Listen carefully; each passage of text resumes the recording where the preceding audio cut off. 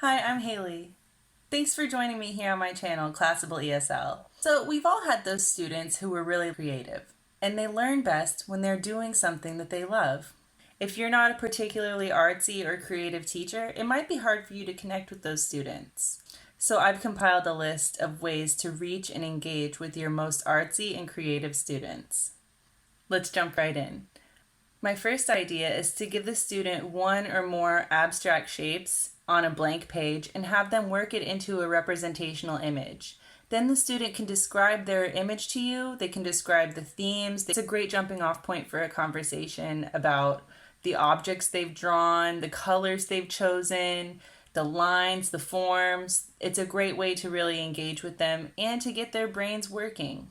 You could also give them an abstract shape and then give them a theme or tell them that it needs to fit with their vocabulary list. You could make it a very targeted exercise or a very broad free-form kind of thing. It's really up to you and what you think your student needs. This could be done for one-to-one tutoring. It can also work for a whole classroom. It's a lesson starter that could work in a variety of formats. Idea number 2, describe famous art. This is an obvious one, but I feel like it's not all that used in ESL classrooms. So the topics could include colors, forms, shapes, line, directionality, and flow of a work of art. Your conversation could also be based on the actual subject matter. There's a wide variety of vocabulary possible, and art seems to touch every subject out there, so I'm sure you can find something that will work for your students. You can also use art to talk about the emotions that the viewer feels or that the artist might have felt. Another aspect is to invoke the knowledge that your students have about the artist. If they're studying art, there's a good chance that they're studying the history of art. So they can include some biographical information. They can talk about the period of time this work of art comes from.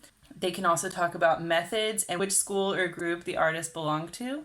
You can also ask your students if they find this image to be inspirational. Why or why not? They might think that you've chosen like the most basic and boring piece of art. That's fine. They can tell you why. My third idea is about language arts. Give them a creative writing prompt. You could search journaling ideas online, and that's a great place to start. Personally, I think that genre-based prompts are really fun, so you could choose horror, romance, satire. That will really get your students thinking creatively. Another great thing to do is to start with first line prompts. So you could give your students one of the following. It was a dark and stormy night. Once upon a time in a faraway land. The open road lay before me. Miracles don't happen every day. You could also choose last line prompts, such as, and that is how I saved the world. And he or she died as he or she lived. And that's how I found my parents. Those are just a few suggestions. There are so many different first and last line options out there. Another creative writing prompt that I love is asking your student to write a letter to their past or future self. This prompt can really focus on grammar and especially verb tenses. Idea number 4. Teach your students about limericks or haikus or other short poem types. This exercise can help you to incorporate technical jargon such as rhyme, meter, line, syllable, and really use it in context. Idea number 5. This is a great one to do with online students because they're surrounded by objects at home. So you can ask them to do a show and tell with their favorite and least favorite objects in their home. They can speak about the items from an aesthetic point of view, talk about design and color and texture and materials. You can also ask your students what's more important, form or function. This can spark a really interesting conversation.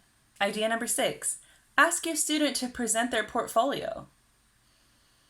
They can talk about their emotional connections with different works.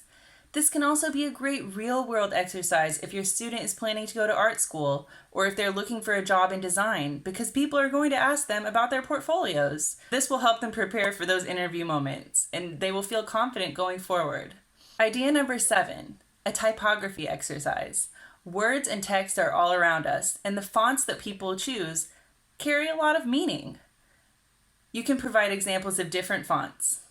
Ask your students to describe the fonts using adjectives and ask them to imagine different contexts for the use of that particular font.